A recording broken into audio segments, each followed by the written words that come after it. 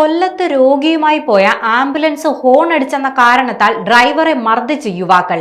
കൊല്ലം കൊട്ടിയം ജംഗ്ഷനിൽ വെച്ച് ആംബുലൻസ് തടഞ്ഞു നിർത്തി യുവാക്കൾ ആക്രമിക്കുകയായിരുന്നു.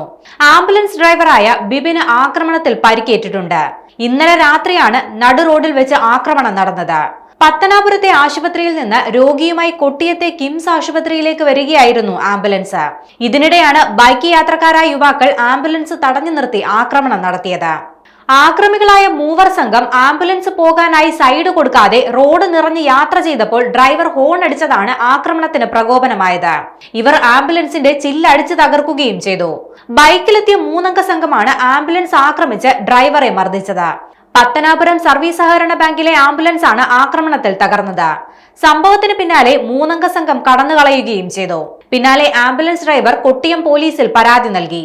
ഒരു ബൈക്കിൽ ഹെൽമറ്റ് പോലും ഇല്ലാതെ യാത്ര ചെയ്ത 3 യുവാക്കൾ സർവീസ് റോഡിൽ വെച്ച് ആംബുലൻസ് തടഞ്ഞു നിർത്തി ഡ്രൈവറുടെ വാതിൽ തുറന്ന് മർദ്ദിക്കുകയായിരുന്നുവെന്നാണ് പരാതിയിൽ പറയുന്നത്.